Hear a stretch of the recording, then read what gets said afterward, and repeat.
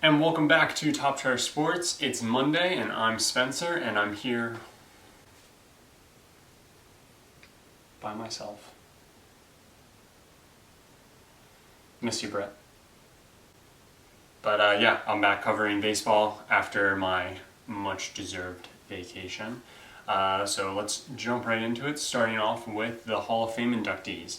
This year we got to see some incredible players added to the Baseball Hall of Fame, and while voters in the past haven't really supported closers, we saw the first unanimous vote was a closer, in Mariano Rivera, probably the best closer of all time. He holds the saves record and just very consistent. We also saw Lee Smith, another closer, who was prolific during the time that he played. We finally got to see Edgar Martinez get the recognition he deserves, while Harold Baines maybe got some recognition he didn't deserve.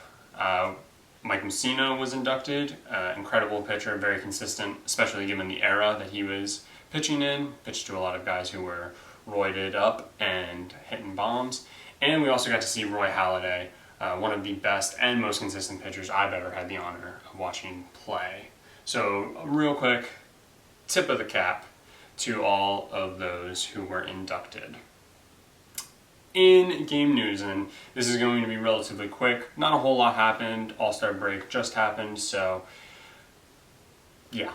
The Yankees scored 11 runs in a game and didn't hit a home run, which is crazy for the Bronx Bombers because they are currently 5th in home runs, and we were just talking about them and how they set that record for consecutive games with a home run.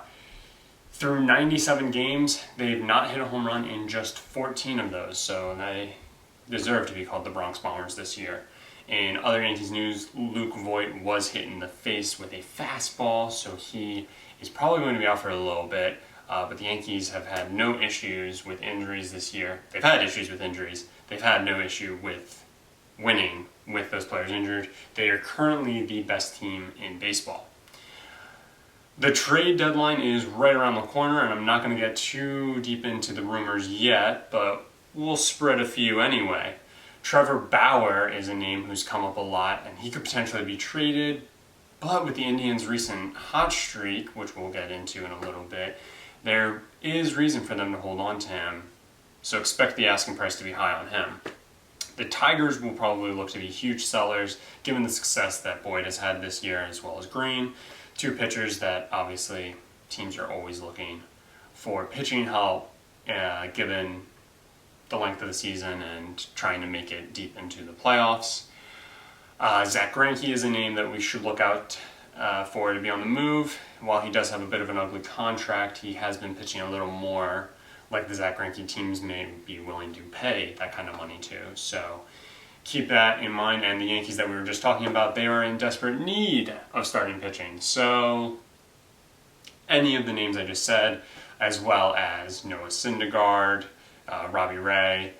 Asking price on Syndergaard is probably going to be very high, so watch out for that. But the Mets could obviously try to be huge sellers given their ranking currently in the East.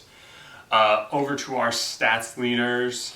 Believe they're all the same from last week. It is Jeff McNeil of the Mets batting .345, Christian Yelich of the Brewers with his 35 home runs, and Josh Bell of the Pittsburgh Pirates 10 RBIs ahead of the next guy with 85. One guy I want everybody to keep an eye out for, though, is Mike Trout. He's currently batting .300 with, I believe, 31 home runs, and he has 75 RBIs. He's the one who's actually just behind Bell. He's quietly having a very Mike Trout year, and I feel like people aren't talking about it, so I just wanted to throw that in there. On to the pitching side of things, Hyun-Jin Ryu, starting to get really tired of having to say that mouthful every week, still has that ERA under 2 with a 1.76, filthy. Domingo Germán, Lance Lynn, Justin Verlander, and now Steven Strasburg, we're changing it up a little bit, are all tied with 12 wins. Garrett Cole is once again ripping ahead in the strikeout race with 194 strikeouts to date. Kirby Yates is your saves leader still. He has converted 31 of his 33, so he has blown another one, but still very reliable. On to standings. The Yankees hold a 10-game lead over the Rays in the East. The Twins just a 3-game lead now over the Indians in the Central. So the Indians, as I said, started to get hot. Houston has a 5.5-game lead over the A's in the West. Now, because we're getting close to the trade deadline, it's also time to kind of start pointing out the wild card race. The Indians and the A's are currently the 2 teams that hold a wild card spot. However, Boston and Tampa are right there with them. But it's a bit surprising that it is the Indians and the A's. So expect all 4 of those teams, Cleveland, Oakland, Boston, and Tampa, to be buyers at the deadline. And expect Tampa to be the team that kind of makes a few sneaky moves to get better. In the NL, Atlanta holds a 5.5-game lead over the Nationals in the East. The Cubs have a 3-game lead over the Brewers in the Central, so no longer deadlocked there. And the Dodgers hold just a 15-game lead over the Diamondbacks in the West. The Nationals and the Brewers hold the wild card spots, but 7 other teams are within 5 games. St. Louis and Philadelphia, most notably, are just half a game back, so expect them to join the Brewers and the Nationals as buyers, while pretty much every other team that's within, so Pirates, Diamondbacks, even the Giants, expect them to sell. Especially the Giants, expect them to sell. They did get hot, however, Mad Bum and pretty much, quote them, all these relievers could be on the move. So should be an interesting trade deadline, which I will jump into next week because the deadline will be just 3 days or 2 days after the video goes up. So I'll get into some of the rumors and kind of some of the predictions, who's going to buy the most, who's going to sell off the most. It's probably going to be the Royals or the Tigers. But yeah, quick shout out to Brett for carrying the video last week. Really appreciate it. He did a lot of work last week, so everybody give him a round of applause. Leave a like on this video for him. Leave a comment on this video for him. Smash that subscribe button for him. I'll be taking care of the NBA tomorrow, talking about the teams in the cellar from this past season and what maybe they did to try and get themselves out of it. So I will see you right back here tomorrow.